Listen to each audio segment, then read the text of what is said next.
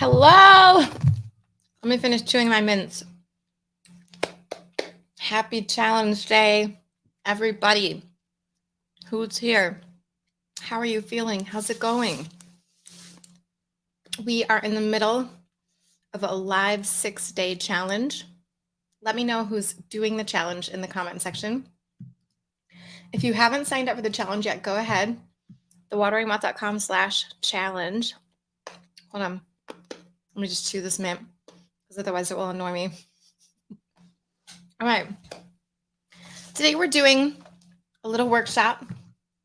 Actually, we're going to do a 4-day workshop today, tomorrow, Wednesday, Thursday, to complement this 6-day free Eat to Live challenge that we're all doing together. Hello, Jody. I'm so glad to see you're in. I'm in too, if you can believe it. I've actually never, ever done one of our challenges live, if you can believe it. Hi, Carrie. This is the first one that I'm doing. We've been doing these since 2019. I created the first one. And it's really funny because in the Eat to Live family, everyone coached me on doing it this time because I had these mental blocks around doing my own challenges, right? And they demolished those for me. No longer blocked. I'm doing the challenge. In fact, here is my my lunch salad. If you guys, Jude, yes, my dear, hello, you're in too. I'm so glad. Stephanie, yay, Stephanie, hello, dear. Jude says, so glad you're doing this with us. Practice, not perfection. That's right. Hi, Shivam.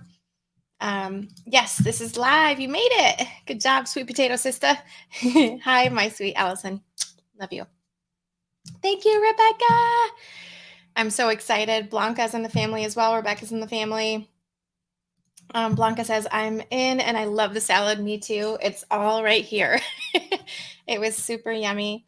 Kitty Cat says, hi, Sherry, day one. Woohoo. Just finished my lunch salad too. Good deal.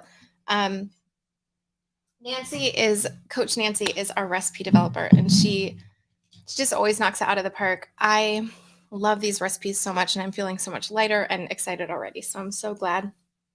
Janine, hello, dear. She says, count me in. I'm following you from Tel Fed, Israel. I'm so glad. Welcome. It must be evening for you. Thank you for coming with us, even when it's nighttime. Hey, is this Melissa? Still not showing your name. Yes, Dorothy. Hey, from Long Island, not doing the challenge, but doing Eat to Live. So happy to hear that. Yeah, I'm having a really good time. Okay, I am also having a hot flash. I should probably turn my fan on because I know I'm going to be getting some hot flashes. This will help. Okay. Now, yes, I'm using the 2-quart salad bowl. It's the perfect measurement for a salad. So yummy. Stacy, I'm so glad you're doing another challenge with us. Come on, fan, do your job. Okay, so we're going to jump into the workshop that I have planned for you today. I'm going to warn you ahead of time. I've been trying to get my iPad hooked up for an hour, and it's very finicky. So it might cut out. If it actually does for real cut out, I'm going to have to use my board and just draw everything, which is also fine. But just so you know. Oh my gosh, you're in India, Shivam? That's amazing. 12:30 midnight. That is dedication. I'm so glad you're here. Thank you for being here.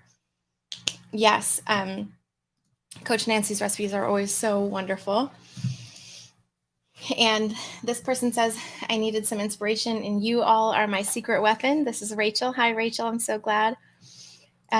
You're so welcome. This must be, with the challenge info, this must be Jocelyn. Hi, Jocelyn. You're welcome. And hi, Linda. So glad to see you here. Good. We got dozens of people on right now. This is awesome. 41 people. So let's get going, and we'll talk about this. Oh, shoot. There goes my iPad again. I hit the thing, and now let me see if I can get it to hook back up. So I've given this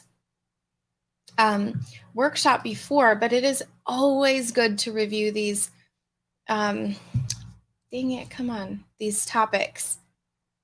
Let me see if I can get it to come back. Otherwise, I'm going to have to just draw, and I'm going to move this stuff so that I try not to hit it again. I don't know. You know what I think it is? Because I let my kids use my iPad nowadays, which is such a bad idea. And I think they've kind of messed up the connection a little bit with this. Let's hope it. No, I should hear it go like bing or something when it connects. It's not connecting. Hold on one sec, guys.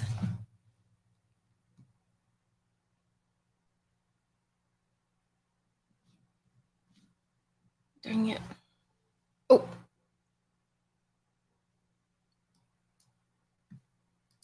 Let's see. iPad. Let me turn this off. Let me try again. And then I'm going to be so careful with my desk to not touch it so it doesn't come out again. Sorry, guys. I've been trying to get this for like an hour, and I think I'm just going to have to give up because I know in the middle of this I'm going to end up bumping it, and then it'll come out anyway. Dang, I'm so bummed. It's going to take up some of our time because I'll be writing, but that's okay. And also, you guys should write too, so make sure you have a notepad. Okay, forget it. We're not gonna be able to use the iPad today. That's okay. It'll just be me and my board. We're gonna go old school. Okay, so hi Sarah. So happy to see you. There's so many Eat to Live family members in here. So let me know in the comments how it's going so far with your challenge, and I'll read off these comments. Okay, now we got 47 folks on. Amazing. I'm so glad you're here, Ellen. Welcome, my friend. Okay. So let's get started. I'm going to have to do this manually, as I said, because my iPad is mad at me today, but that's fine. Okay. So day one of the challenge. Now, this is a 6-day Eat to Live challenge. I'm going to be doing a workshop for day 1 through 4. We're going to be doing 6 days of workshop of challenge. And then we have Sunday. That will end on Saturday. And then we have Sunday. And then Monday, the Eat to Live family opens again. Okay. Excuse me. Why would you join the family? Because you want to learn how to stop emotional eating. You want to learn how to stay consistent on Eat to Live. You want to learn how to make delicious meals. You want a community of people who are all doing it with you. You want to be coached by me personally so I can help straighten you out and help you figure out how to stay on the Eat to Live plan for the rest of your life, or whatever version of healthy eating you're interested in. I can help you get there, okay? So that's why you would join. So consider it. It's a group coaching membership, and I will coach you in there personally, okay? Yeah, that's not what's happening. It's the connection of the cord to the iPad. It's like it's too loose, and so yeah, I wish that's what it was. You love the new recipes. I'm so glad. So far, so good. Good deal. Blanca says surprisingly tasty challenge and so achievable. Oh, that's so good to know. Especially for beginners who may be too afraid, right? That it actually tastes really good. Delicious smoothie with, Jude says, delicious smoothie with leftovers, plenty of salad, and soup is cooling, waiting to be partially blended. Wonderful. Yeah, I made my soup yesterday. I knew I wasn't going to have time today. The charge port needs to be repaired. That's exactly it, unfortunately. So my kids have ruined or put their mark on the iPad so far. Okay, so let me open this up so I have it. So let's jump in. So why we overeat and how to stop. Now take notes, okay? I'm gonna write minimally so that I don't take up too much time writing then. So number 1, 2 reasons why we overeat, how to stop. Too much hunger, number 1. Number 2, too much desire. Does that ring a bell for anybody? Right? Too much hunger. We talk about in the Eat to Live lifestyle, we talk about toxic hunger versus true hunger. Okay. We're going to talk about that in a minute, but too much hunger, meaning this is kind of like the physical side of it, of the issue. And then this is the mental side of the issue. So in all my programs, we work on both, right? Eat to Live kind of takes care of the physical one. If you don't know much about that, we're going to talk, I believe we're talking about, actually, I don't think we're talking about that. We might talk about that later, but I'll just go into it a little bit. Physical hunger, we talk about too much hunger. We're talking about toxic hunger versus true hunger. Toxic hunger, if you've ever read the book, you'll know what I'm talking about. If you haven't read it, this is probably new for you. Toxic hunger versus true hunger. Okay. So toxic hunger, meaning what most people usually experience when they get hungry, which is, irritability, headache, shakiness, very, very loud growling stomach, that kind of stuff.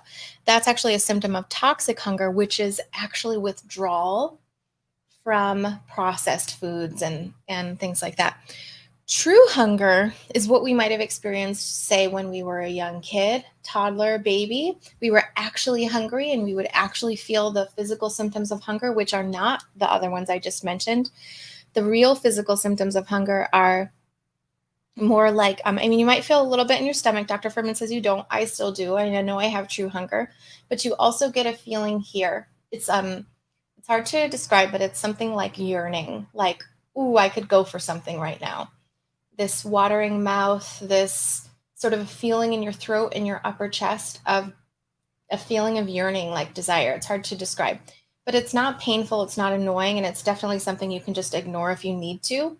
And so if you're experiencing those other symptoms I talked about, that would be more toxic hunger, right? So the good news is that when we learn to eat to live and we get more nutrients into our bodies and we lose weight and we detox and we get more towards kind of eat to live ideals, right? Now, let me put a big asterisk after that. You don't have to be perfect in order to get this stuff, okay? Oh, let me take this off real quick. You don't have to be perfect in order to get these benefits or symptoms or things like this.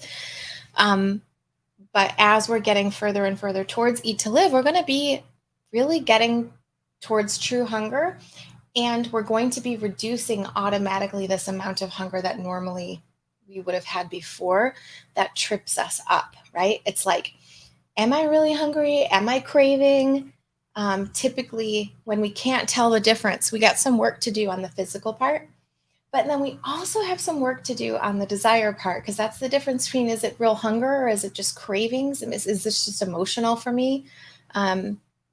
Right? And so the issue is that we're coming to this point in our life, having come from lots of processed foods, standard American diet perhaps, or, that kind of stuff, lots of processed foods, lots of sugar, oil, salt, and it has created a physical and when I say withdrawal, I mean, it's like a real thing. It's like this shakiness, this weird irritability and the headaches and all that. That's the body's withdrawal from, from toxic foods, actually, which is surprising because you'd think, well, what happens is over time, when you have less and less nutrients in your body, less and less fiber and all the good stuff that your body needs, your body cries out for calories, for nutrition in whatever way it knows to cry out for. So it cries out for the junk food that you're used to, because when you've had that junk food for so long, the body thinks that's really important. The brain thinks it's really important because it's such a big, fast shot of calories. Typically those foods are. And so the brain is going, oh no, we need more food. And it will do that in the way of these toxic hunger symptoms. And so when we're feeling that way, we know it's good news because we have a little work that we can do to create hunger, which is much more comfortable, right? And I always teach, I don't know if I think I'm going to be talking about it in next week and Tuesday. I'm going to do a workshop about hunger on Tuesday. But I just want to put this little heart next to hunger, okay? Because I want you guys to consider the possibility that hunger could be a comfortable thing, that hunger could be super useful, and that hunger could be something that's no longer a thing to be feared, right? Many of us have a fear of hunger, and so we're constantly feeding ourselves so that we don't get too hungry. We go out and we're worried because we know toxic hunger doesn't feel very good. So we're really afraid of feeling that way. And so we continually feed ourselves. In diet culture tells us that we're supposed to eat every 2 hours, every 3 hours in order to rev our metabolism, whatever, right? So we have been fed this idea that hunger is something to be feared. And over time, we've gotten to a point where we fear it. And so we're trying to avoid it at all costs. But what I'm suggesting, what I'm offering, is that hunger can become something that is very useful and wonderful for us. And it can actually be the only tool that we really need. One of the only, I think there's 3 tools that are really important, but, and that's what I teach in the family and all that. But hunger being one of those very important tools. It's really the only thing we need for the rest of our lives to know how much to eat, if we can kind of get back to trusting our bodies. Okay. All right. So too much hunger is the physical part here, but then too much desire. Why do we have too much desire? I sort of touched on it a minute ago.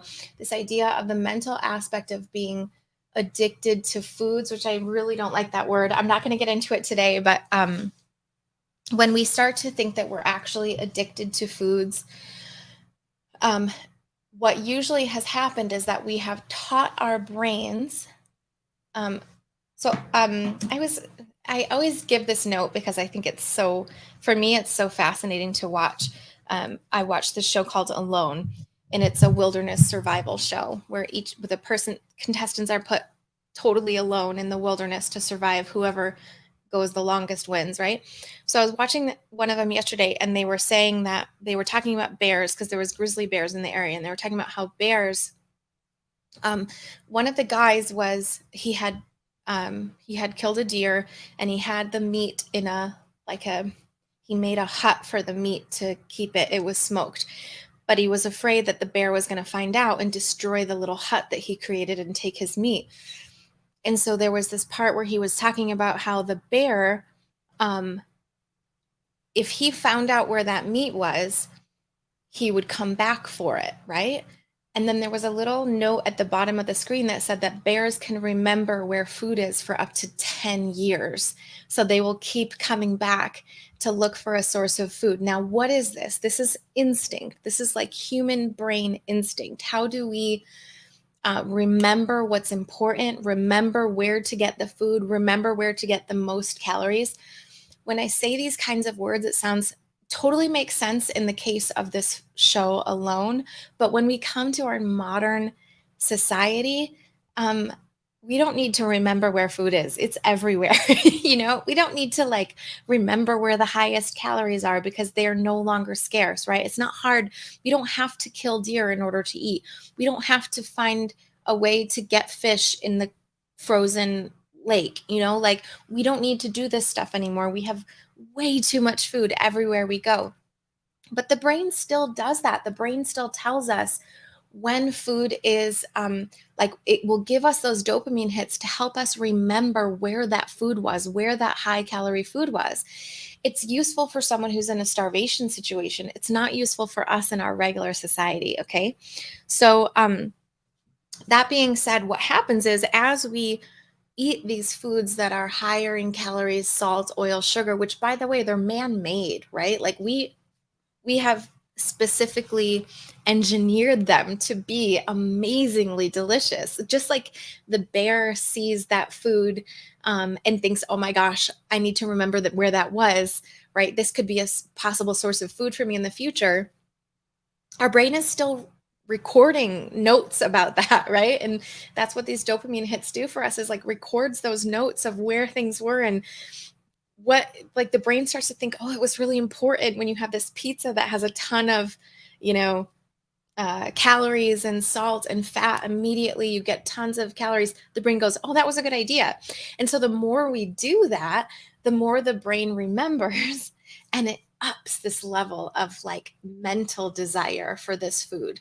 So if someone were to tell us to start to eat salad, we will feel really deprived because we're like, no, I'm supposed to have calories immediately. I'm supposed to be able to take one bite and have, 50 calories instead of you take one bite of salad and you got 5 calories. I don't know, right? So these are the reasons why we overeat. So much of it just has to do with our society and the type of foods that we've been fed, the type of foods that we're feeding ourselves, and the patterns that we're creating. Okay. So there's a physical aspect to it, there's a mental aspect to it, and it might make you be like, oh, well, how do we how do we get over that? We're going to talk about that today. So some of the physical reasons, like we talked about, we have just evolved to binge. So those of us who have had binge eating issues in the past, this might, perk your ears up a little bit, but we've actually evolved to binge. Okay.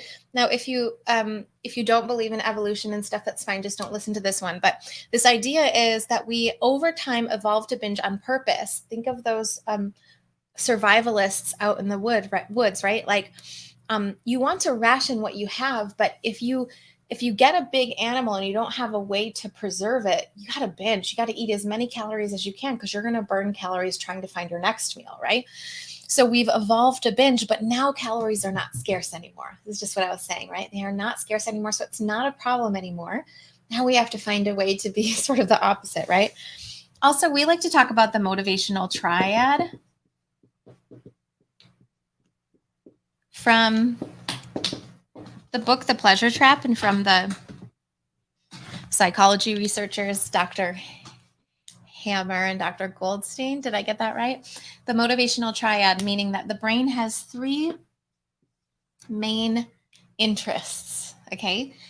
Being avoiding pain, seeking pleasure, and being efficient.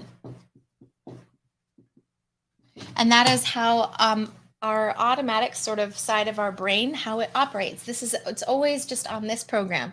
Let's avoid pain. That's why we don't run out in front of buses, right? That's why we try to take care of our bodies and how we try to do things efficiently or whatever. So unfortunately, what that means is like this all added together equals pizza, right?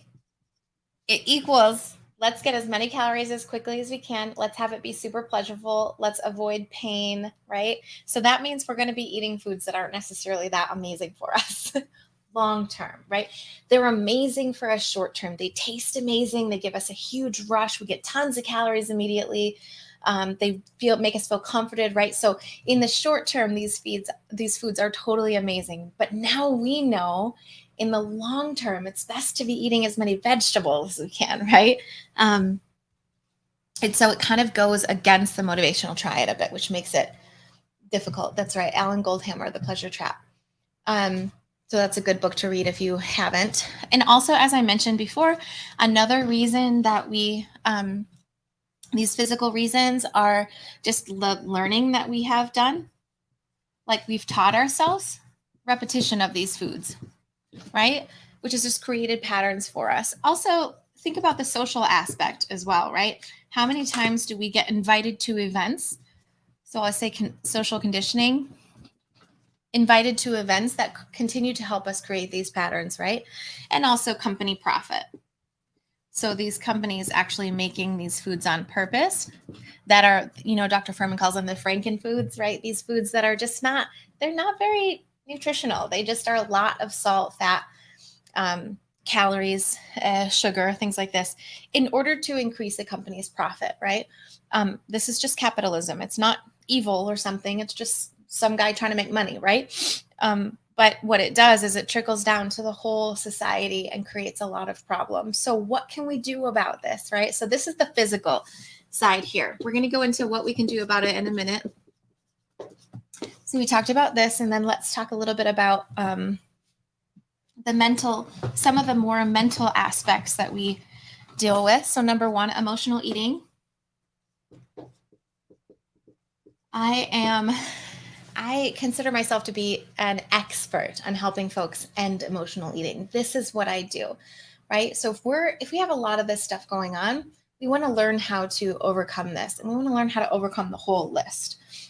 Also, I hear a lot of folks overeating, just overeating in general, even on healthy food too, right? So just learning how not to overeat, learning how to stop emotional eating, using food for comfort. This is another reason why we have troubles, right? Because this is sort of the emotional thing, but just for comfort, anything that happens, we use food as a proxy for getting through something, right? And then it's just in general, our society does not teach us emotional regulation. Sorry. It's hard for me to talk and write at the same time. You'll notice whenever I'm talking and I write, it gets a little messy. And awareness.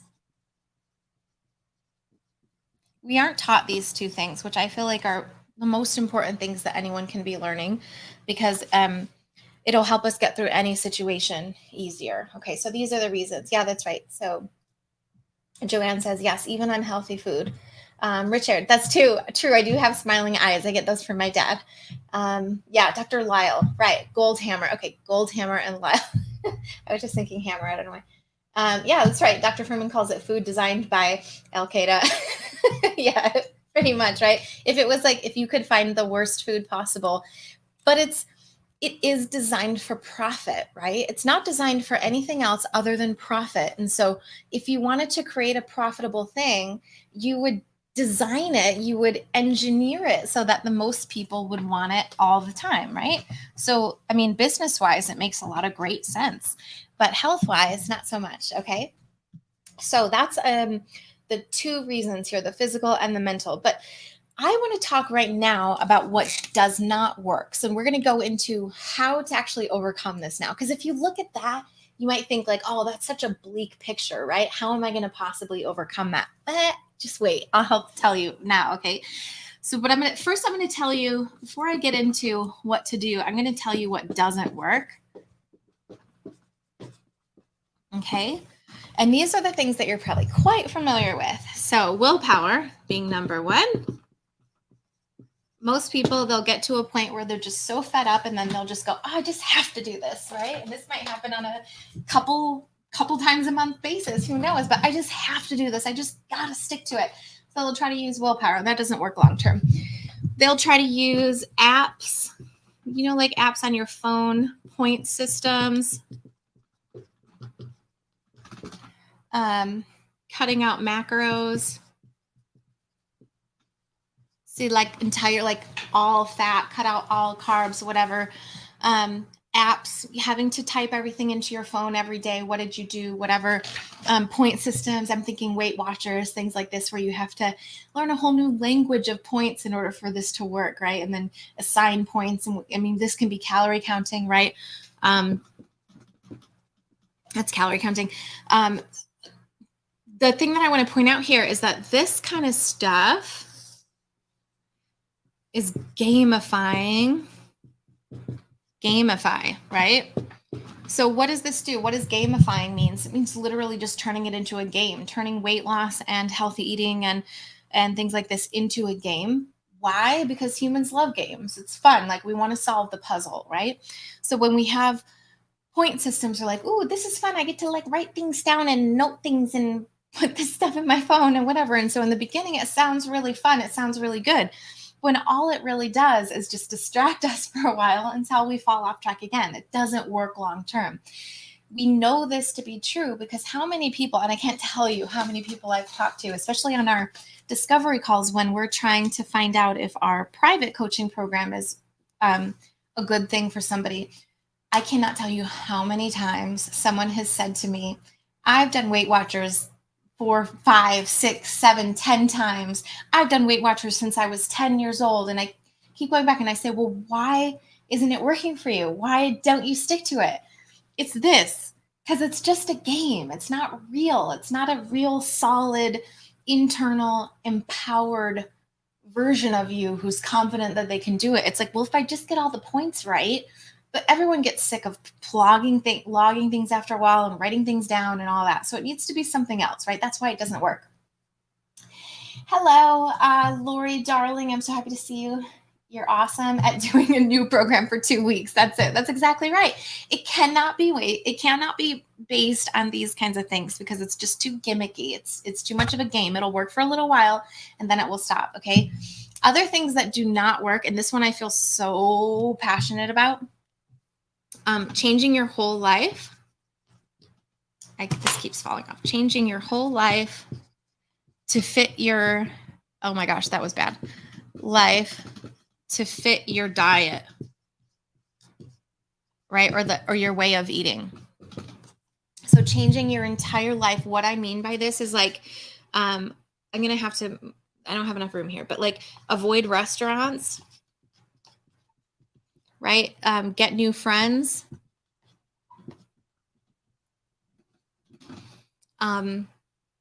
Yell at your husband, right? Oh, you can't have this food in the house, blah, blah, blah. like just trying to control everything in your environment. I know somebody who uses this word, sterilize your environment. And I'm like, oh, are you kidding me? Like, that's what you think it actually is, that you have to remove every single possible temptation because you cannot be trusted? No, no, no, no, no, no, no. That is not it. That is the opposite of what it is. We all have the internal power to be able to do this. I'm going to tell you a little bit about that.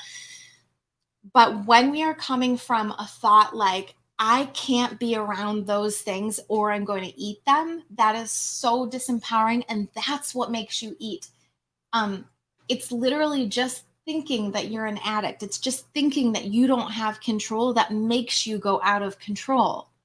So could we believe that we have power? Could we believe? Yes. And I can teach you that, right?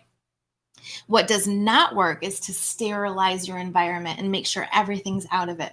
What works is to get used to these foods being around. What works is to still go to restaurants and learn how to make choices that you can feel good about. Instead of feeling disempowered every time. It doesn't matter what restaurant you go to. You can be going to Applebee's and still feel empowered. I mean, you might not have a ton of choices, but you can still make choices that you feel good about no matter where you go, okay? Hey, Debbie. So happy to see you, my friend. She's in the family too. Love you. Okay. What also doesn't work is, okay, I'm running out of room, but here, let me make some room. Another thing that does not work. Oh, I have some room up here. Okay. Dieting just for weight loss.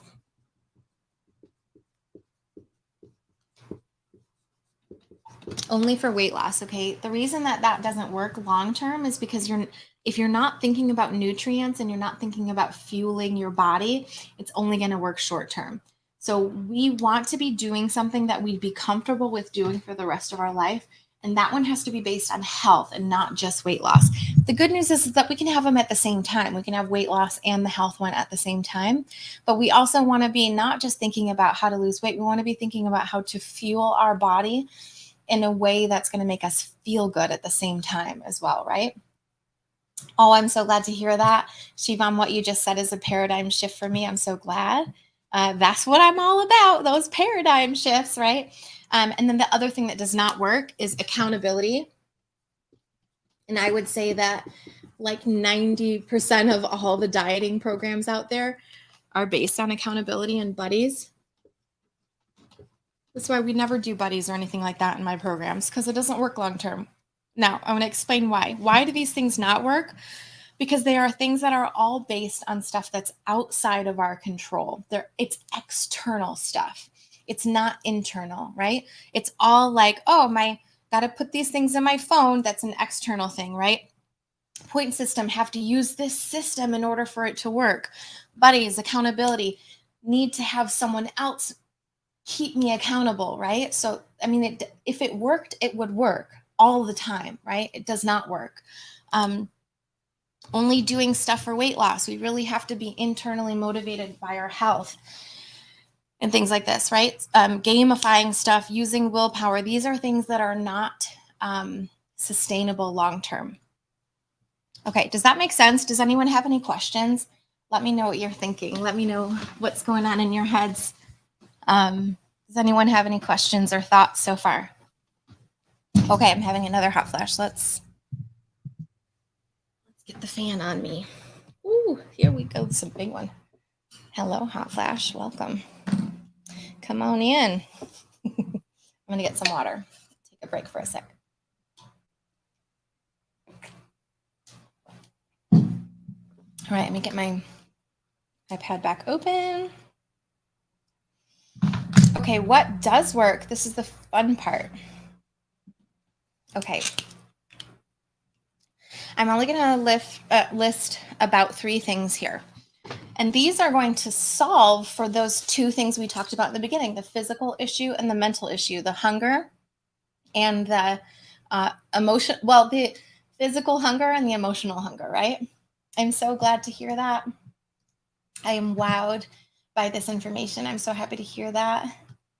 Stephanie says, so true about gamifying. It's fun for like a week, but no one can sustain that forever. That's so true. Yeah, Allison. What if losing weight and my health aren't motivating me? I'm with you, girl. I'm with you. Let me just say, okay, here's what it is. Then it's how we feel. And I actually want to tell you, this is jumping way ahead, but I love Allison. I just want to answer a question real quick. Okay, so we say weight loss and health, right? And I was saying that health needs to be one of your motivating factors. So my point was that it can't just be weight loss, because if it's just weight loss, it's going to be temporary, but that we need to be thinking about long-term health. But in this, Allison, so the thing is, like, I totally get this idea of like, well, I'm not really having any major health crises right now, so it's not motivating for me, right? I totally get that. What I shift to at that point is, I think it's in the category of health, but it's like, it's how you feel in your body, right? Now, this is fascinating, and I know probably you feel the same way too, Allison, because as binge eaters, right? I was always a binge eater. I just know personally Allison has had that in her past as well. As a binge eater, you don't even care how you feel. Like, right? Like, so I remember just so many times I would binge like once a week. It'd be so painful. I'd end up throwing up in the middle of the night because I just ate so much crap, not because I was bulimic and trying to get rid of it or something, but because I just ate so much crap. My body was like, and it made me get rid of it in the middle of the night. And I didn't care. This is another thing about the repetition of that pattern, is that it happened so much for me over so many years that there was just a point where I didn't care anymore. So, Allison, I would like to offer this idea that this could become it could become all you ever need. Well, I'm going to kind of make that a heart. That's a good idea. This could become all you ever need if you let it. Okay. And what do I mean by that? I recall when I was working with my coach a couple years ago, we really worked on, because I asked her the question, like, how do you care about how you feel? Because she would say things like, I ate that thing and I didn't like how I felt. And so I stopped eating it. And I was like, what are you talking about? Like, what do you mean? How do you care about how you feel? This might be like, for some people that are watching this might not make sense. But for those of us who have binge eating tendencies, this will totally make sense. How do you care about how you feel?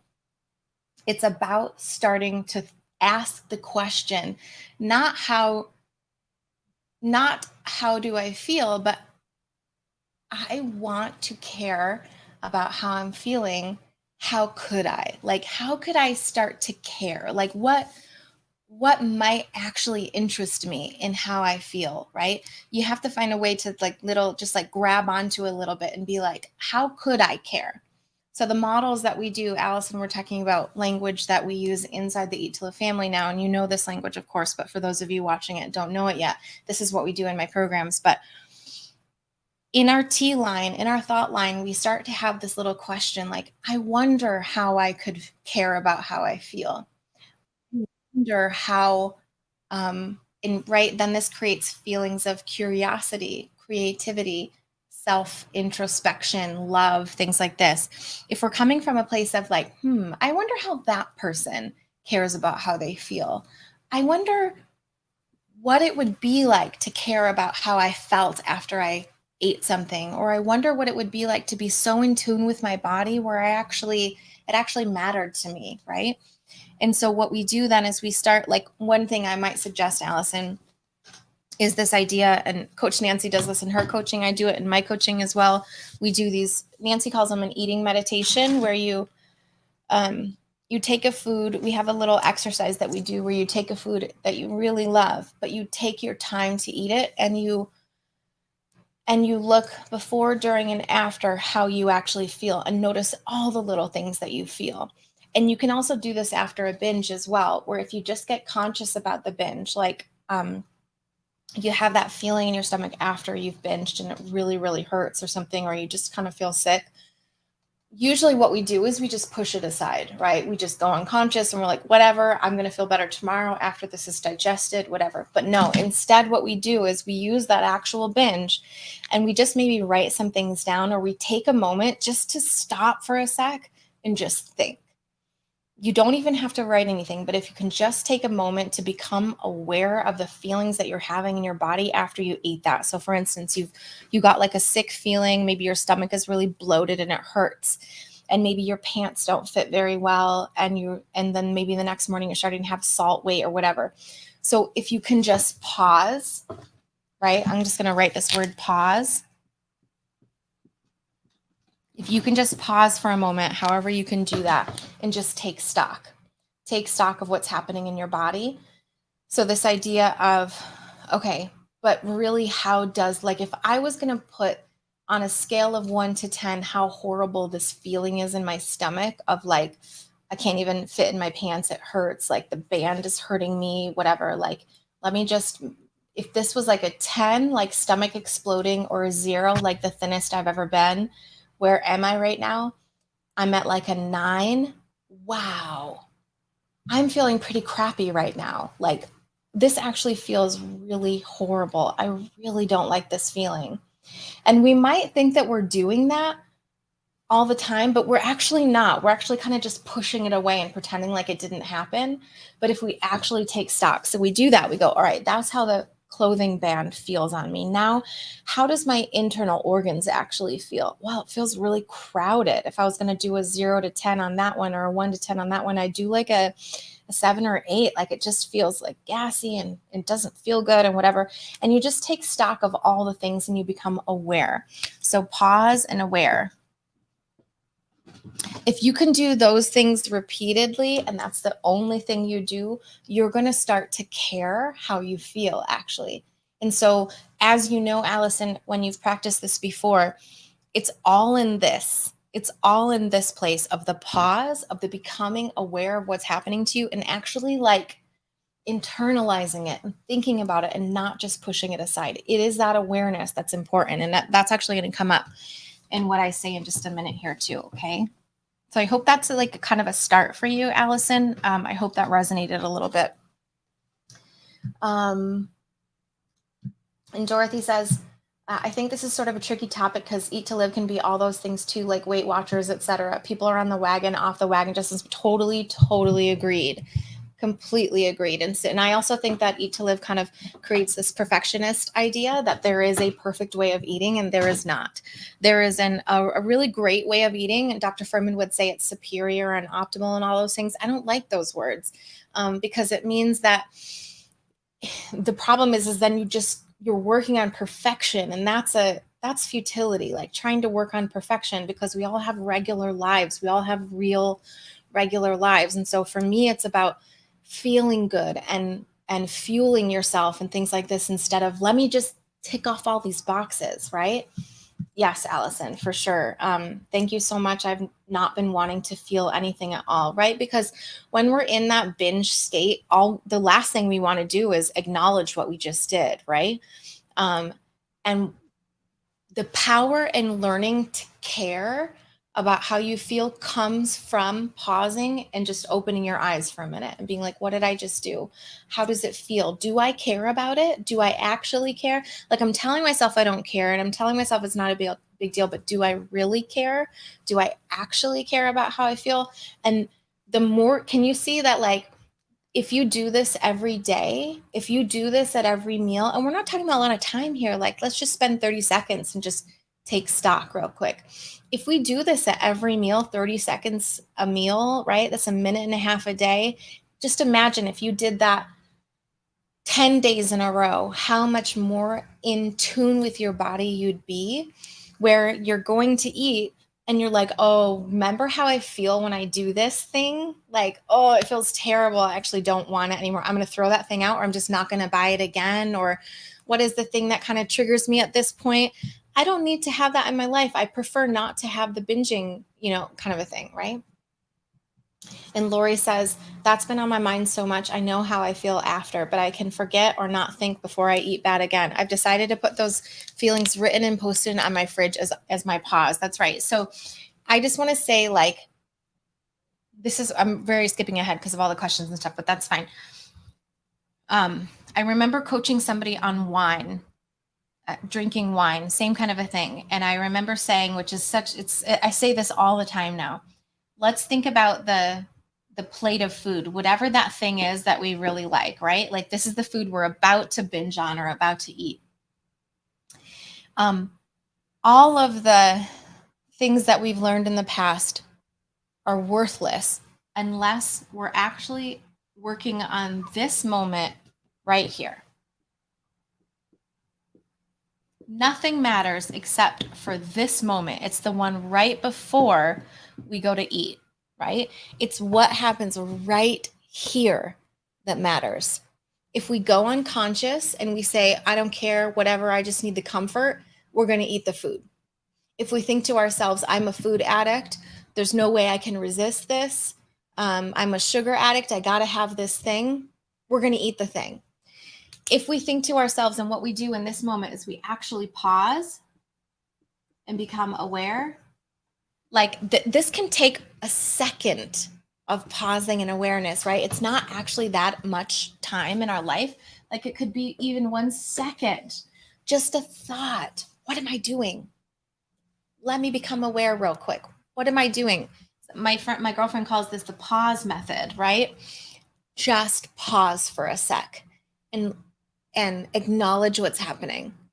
That's the one thing we don't do.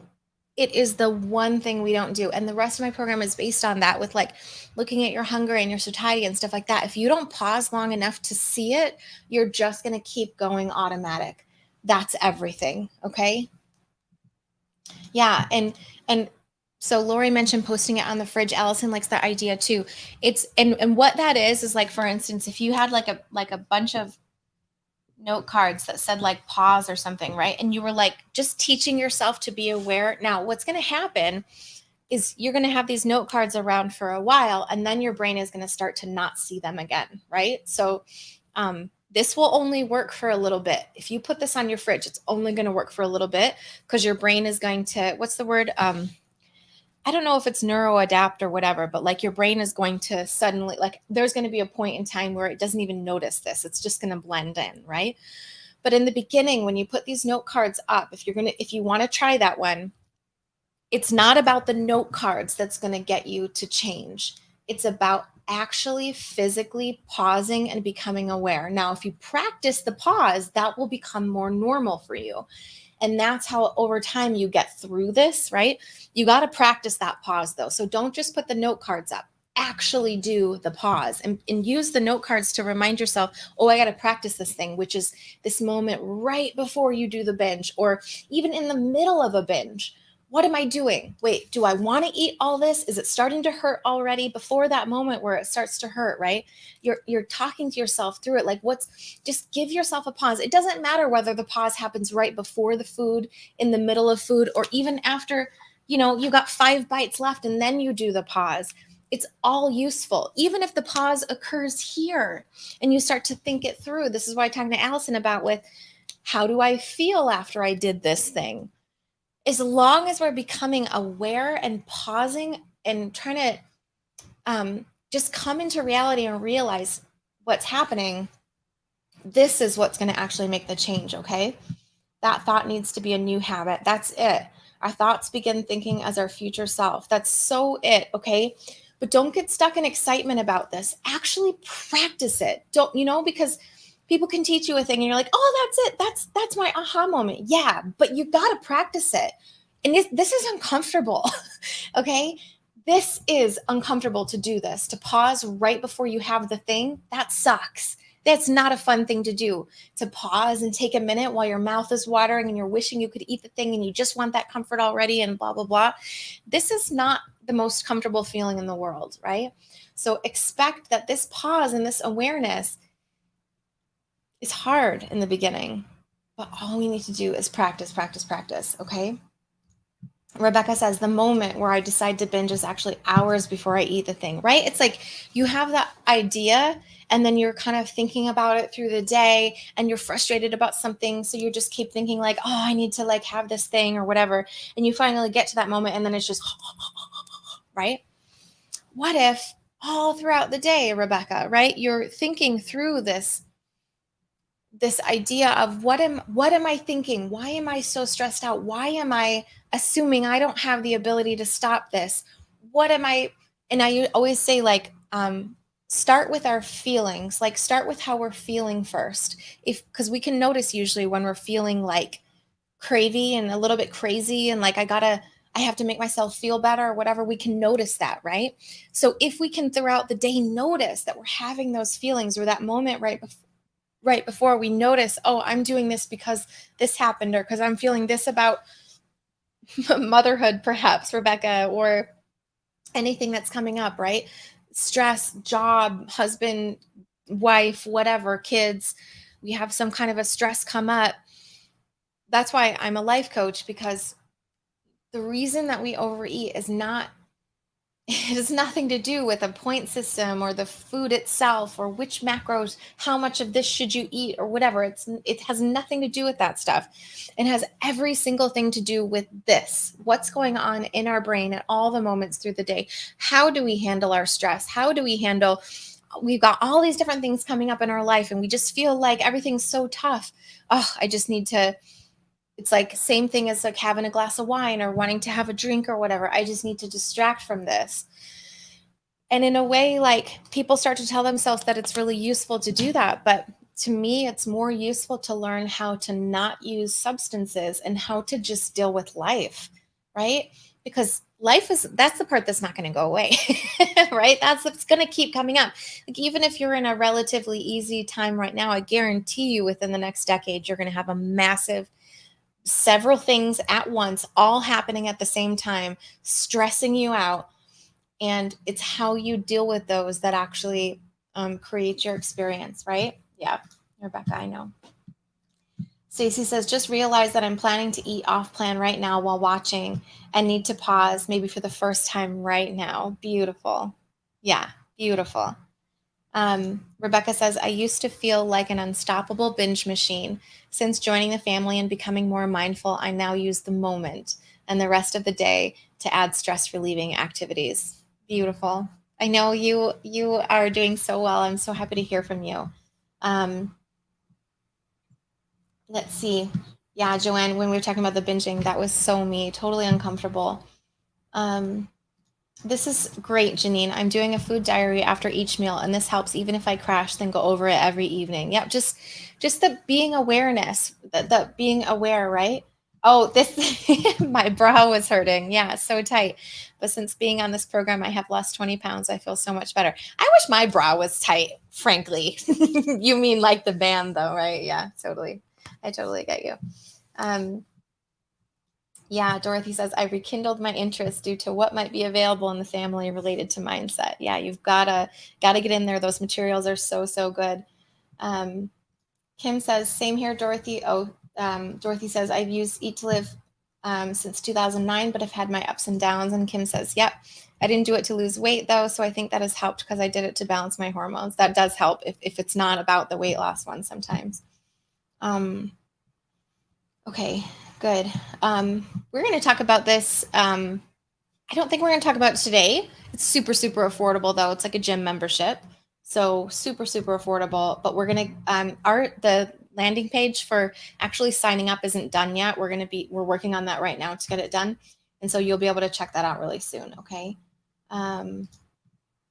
Yes, no counterfeit comforts. We'll be practicing pause because my way is to shut down and do it. Yeah, for sure. Food journal really does help.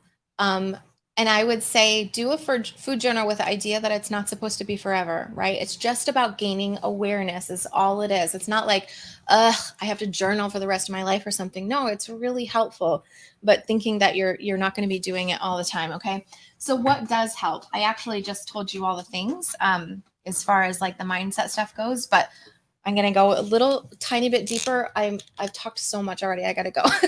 But what does work? So number one, to up the micronutrient, I have to stop talking so I can write load of your food.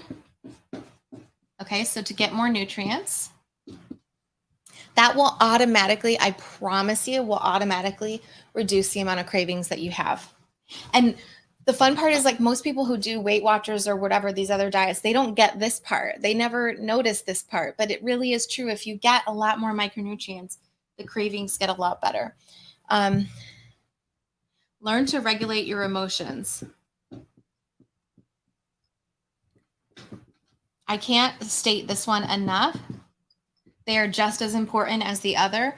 This is where emotional eating comes from. So what I was saying was, like, you have that moment right before you eat the food, right? This moment here, if we can learn to regulate our emotions, we can have such an impact on the way that we eat. And if we're regulating our emotions, we're also going to have such an impact on so many other things in our lives. The way that we deal with relationships and work and just stress in general, sleep, all that.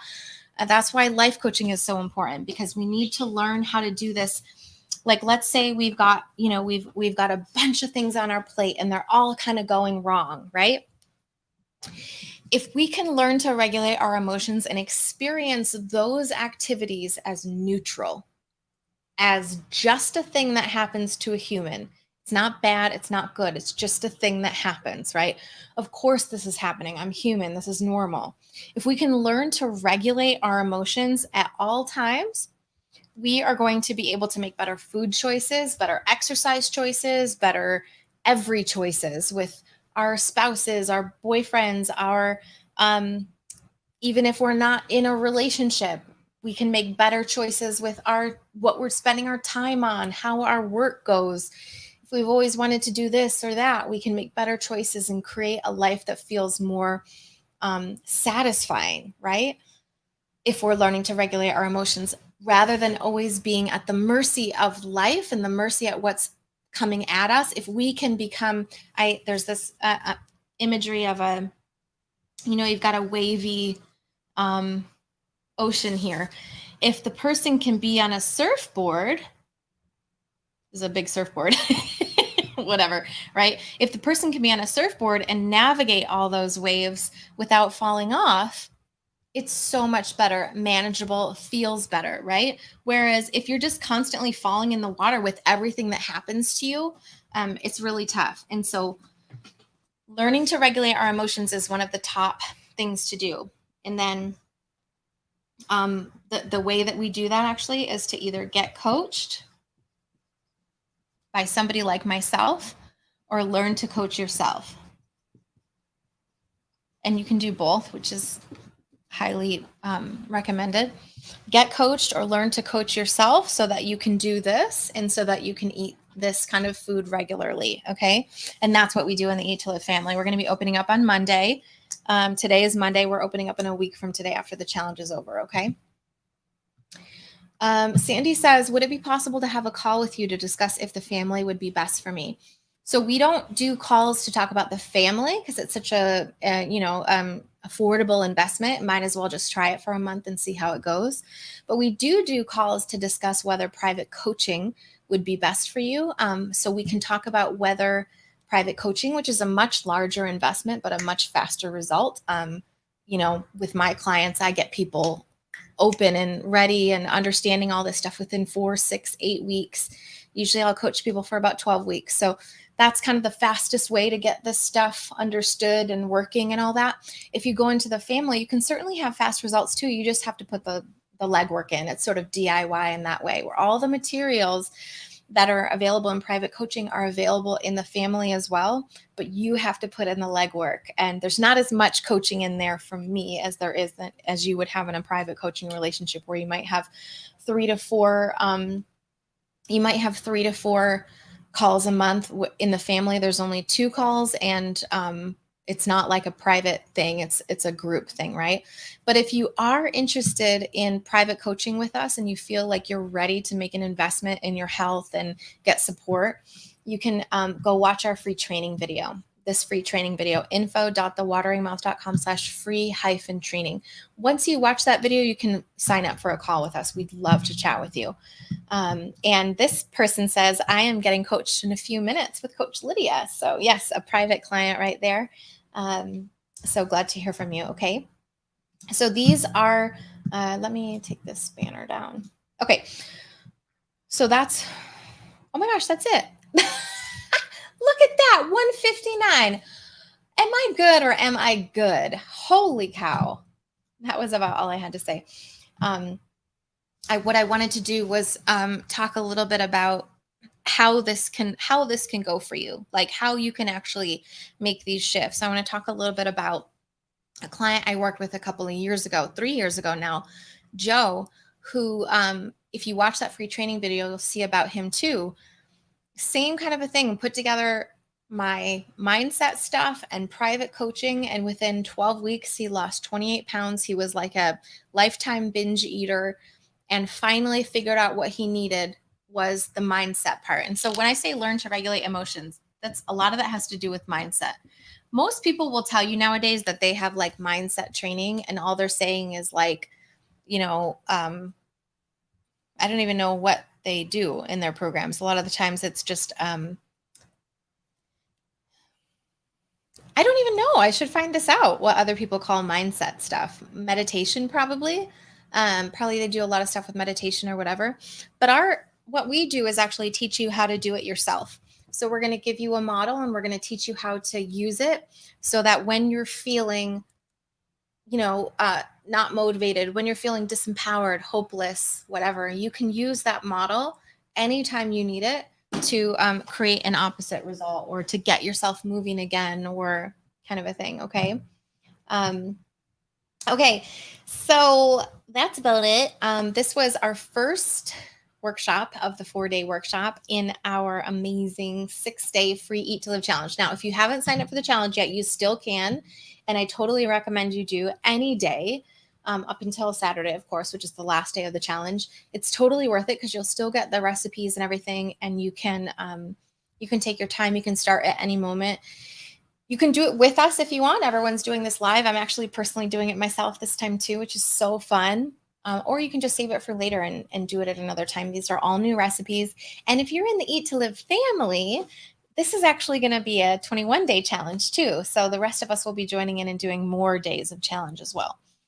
So I hope this was helpful for you. Does anyone have any questions or any thoughts about anything that are coming up for you after watching this? I'll stick around. Wait, let me look at my calendar and see what I got going on because I don't think I have.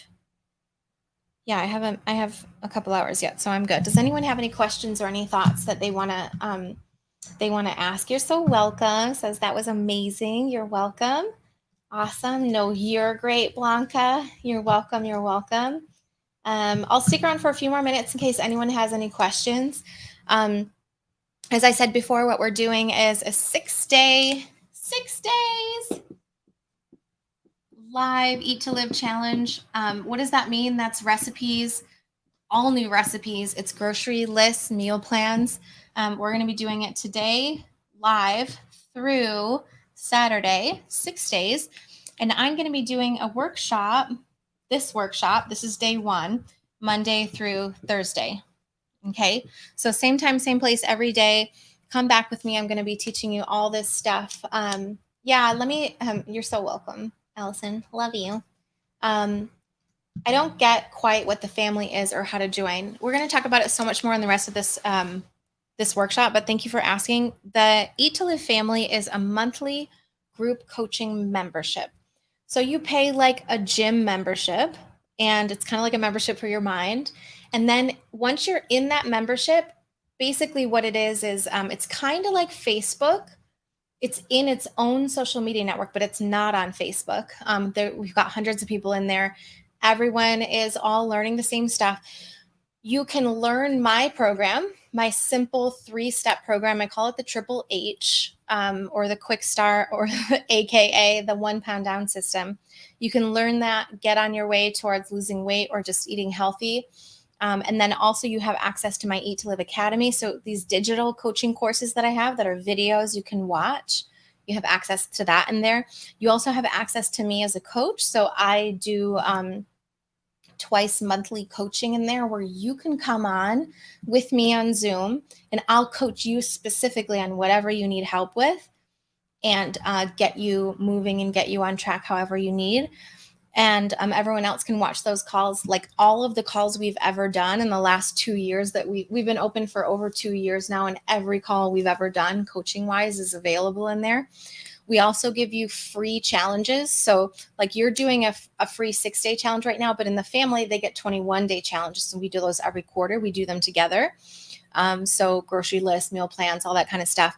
And we have a recipe book, and then we just have a bunch of people in there in a community who are all doing the same thing, who are all learning my method and learning how to become a more consistent, healthy eater is basically the whole point of it. Oh, Shivam, you're so sweet. You are amazing, and may God bless you. Yes, you can watch this video again. This video and the next 3, so this 4-day workshop, are going to be available. I think it's through the end of next week, and then we take it down. Okay, so all during the family opening, through the end of next week, they will be available. You can watch them on Facebook or YouTube. So the challenge starts now, Monday to Saturday. The 6-day challenge. My workshop is Monday to Thursday. And then we do Sunday. Everyone just hangs out and chills with their family. And then the next Monday, the following Monday, which is what? What's the date, you guys? Is it 11? Am I making that up? It's 10. Monday, April 10th is when the family opens for registration. And we only open once a quarter, okay? So once we shut it down, you can't get back in until the following quarter. I think we're going to open up again sometime in July, I think it is. So that's how you join that. So if you want, so for instance, like when I coach a private client, I have like 8 private clients right now, I think. I take somebody on and they come on for 12 weeks and we do all this stuff. We do the academy, we do all this kind of stuff for 12 full weeks. And I will make sure that they get those results. I will make sure that they are creating that shift and becoming that person that they're looking to become. You know, if they want to lose weight, that's cool. I will make sure they will lose weight. If they want to become more consistent, I will make sure they know how to do that. And we're going to learn all my little program to show you how to do that. If you're in the family, but what we do, so we do once a week, we do coaching, me and that person one-to-one on a Zoom call. If you're in the family, it's similar, except you have to put the legwork in. So I have 2 coaching calls a month. You got to show up. You got to volunteer for coaching. You got to be on there. You got to be brave enough to be coached in front of other people so that we can record it and other people can watch it in the group. Only in the group, though. This is all private within the family. No one else can see those videos. And we have really become a family over this couple of years. I got so many people in there who have been in there from day one, who are never leaving, because it really is a family. And it is so much so a family that even they coached me last week. And that's why I'm doing the challenge with you, because they had learned so much to be able to coach me as well. So imagine being able to create these changes for yourself, become that healthy, vibrant person that you want to be, and have a community of people with you, cheering you on, helping you, and also learning how to coach yourself in the process. So understanding how to actually make these changes for yourself over time is what we do in there. So that's the Eat to Live family. It's kind of like a social media network that's its own enclosed little container. No one else can get in there besides folks who are in the membership. And yeah, we'd love to have you in there. So we'll be opening up on Monday, April 10th. Okay, so check that out if you want to. Yes, the family, I think Tamara asked, will the family continue with the 21-day challenge immediately after? I think so. I got to check with Nancy and see if it's finished yet. I'm not quite sure, but I think so. Usually that's our intention. Go challengers. Yay. Yes. And you say, that's what I want for myself and my future self, to be a constant healthy eater. That's it. That's what we're going for, right? And that's what I'll teach you to do. You can learn how to do that in the family. You can learn how to do that in the private coaching. That's our wheelhouse. Oh, you're so sweet. Love it. Creating that shift. I got so much great information today. I'm so glad to hear that. Okay. And I'm so glad that you guys are here. If you want to sign up for this challenge, you still have plenty of time to get your groceries, make some food, or at least just get the challenge yourself. Wateringmouth.com/challenge. Sign up there. If you, at this time, you're like, I want to skip all this stuff and I want to go straight into private coaching, we would love to have you. I'm full. I'm totally booked. I don't have any more room for clients right now. Coach Nancy, Coach Lydia have a couple of spots each, I believe. You can find out about that if you go to info.thewateringmouth.com/free-training. Just go there, watch that training video. Once you've watched it, you're welcome to sign up for a call with us and see if this is a good fit for you, okay? Because this is what we do all day long, is coach people on how to do this. So, okay, thank you so much for spending time with me today. I'm like so excited that we've got through our first day of this Eat to Live challenge. Come back tomorrow for the same time, same place. We're going to be doing our next part of the workshop here in this 4-day free workshop in your free 6-day Eat to Live challenge. Okay, so thank you for being here. I hope you have a wonderful Monday, and I'm around if you need me. And make sure that you join the High Nutrient Lifestyle group if you haven't yet on Facebook. It's a free Facebook group that I have called the High Nutrient Lifestyle group, and everyone is doing the challenge in there live. You can get some support and some love and get any questions answered in there as well, okay? Thank you so much. I have to agree with Rebecca here. Choose freedom, everyone, because that's what I create for you, is freedom, right? Peace, freedom with your food, loving your body, feeling amazing. And I guarantee it's available to all of you. You just got to take it. Okay. So you're so welcome. Thank you for being here. I will see you guys tomorrow on Tuesday in our next portion of the workshop. Have a good afternoon. Bye, everybody.